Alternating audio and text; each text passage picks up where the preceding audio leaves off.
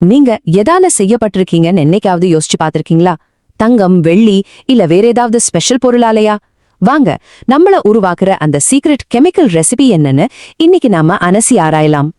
கேட்கறதுக்கு ரொம்ப சிம்பிளான கேள்வி மாதிரி தான் தெரியும். ஆனா அதுக்கான பதில் உண்மையிலேயே ரொம்ப ஆச்சரியமானது. நம்ம உடம்பு நிஜமாவே எதால ஆனது? வாங்க இந்த மர்மத்துக்குள்ள கொஞ்சம் ஆழமா போய் பார்ப்போம்.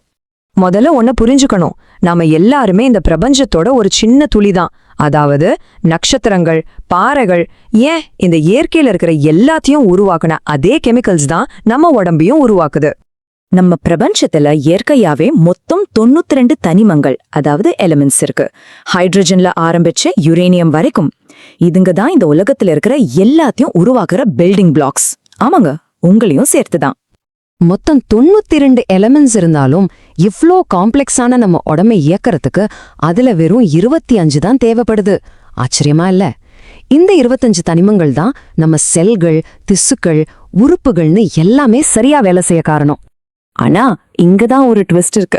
அந்த 25ல வெறும் 4 எலிமெண்ட்ஸ் மட்டும்தான் உங்க உடம்புல கிட்டத்தட்ட 96% உருவாக்குது.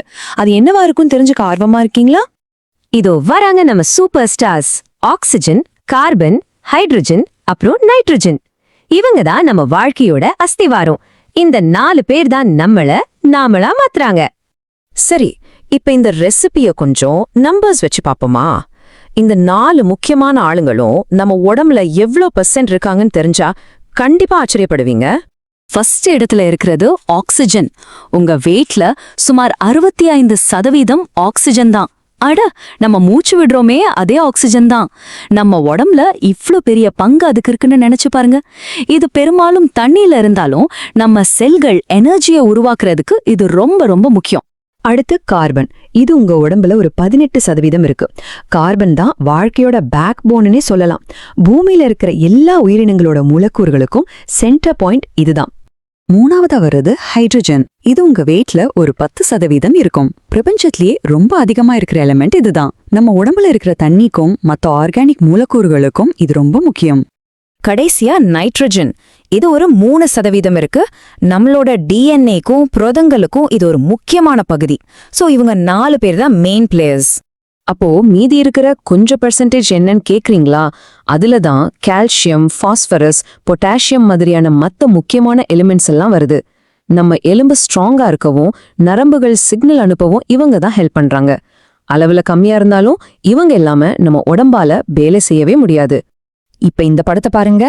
நாம இவ்ளோ நேரம் பேசின அந்த 4 எலிமெண்ட்ஸும் எப்படி நம்ம உடம்புல 96% நிரப்புதுன்னு இது தெளிவா காட்டுது பாருங்க. அந்த பெரிய நீல கலர் பகுதி தான் ஆக்சிஜன். பார்க்கவே ஆச்சரியமா இருக்குல்ல?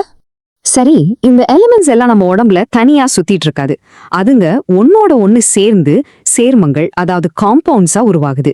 இந்த காம்பவுண்ட்ஸ் தான் நம்ம உடம்ப கட்டுற உண்மையான செங்கற்கள். நம்ம உடம்புல இருக்கிற இந்த காம்பவுண்ட்ஸை 2 வகையா பிரிக்கலாம். Organic compounds, inorganic compounds. Organic காம்பவுண்ட்ஸ்ல கண்டிப்பா கார்பன் இருக்கும். இதுதான் உயிரினங்களோட மெயின் பில்டிங் பிளாக்ஸ்.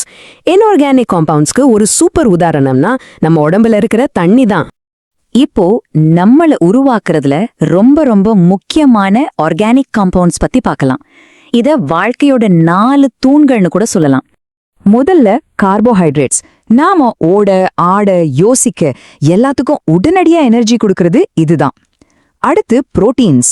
நம்ம மசில்ஸ், முடி, இப்படி உடம்புல பல பாகங்களை உருவாக்குறது இவங்க தான். மூணாவதா லிபிட்ஸ், அதாவது கொழுப்புகள். இது எனர்ஜியை சேமிச்சு வைக்கவும் நம்ம செல்களை பாதுகாக்கவும் உதவுது. கடைசியா நியூக்ளிக் ஆசிட்ஸ். இதுதான் நம்மளோட ஜெனட்டிக் இன்ஃபர்மேஷனை சுமந்துட்டு போற டிஎன்ஏ மற்றும் ஆர்என்ஏ. பிரபல விஞ்ஞானி கார்ல் சேகன் சொன்ன ஒரு விஷயம் இங்க ரொம்ப பொருத்தமா இருக்கும். நாம பிரபஞ்சத்தோட குழந்தைகள். நாம எல்லாரும் நட்சத்திர தூசியால ஆனவங்க. கொஞ்சம் யோசிச்சு பாருங்க. உங்க உடம்புல இருக்கிற ஒவ்வொரு கார்பன் அணுவும், ஒவ்வொரு நைட்ரஜன் அணுவும் பல பில்லியன் வருஷத்துக்கு முன்னாடி ஒரு நட்சத்திரத்துக்குள்ளதான் உருவாச்சு. நீங்க உண்மையிலே ஒரு ஸ்டார் டஸ்ட். சோ கடைசியா நம்ம முன்னாடி ஒரு பெரிய கேள்வி நிக்குது. ஆக்சிஜன், கார்பன் இவ்ளோ சிம்பிளான விஷயங்கள்ல இருந்து மனுஷ மாதிரி இவ்ளோ சிக்கலான, இவ்ளோ அற்புதமான ஒரு உயிரினம் எப்படி உருவாகுது? இதுதான் உயிர் வேதியியலோட மைய புள்ளியில இருக்கிற மேஜிக். என்ன சொல்றீங்க? யோசிச்சு பாருங்க.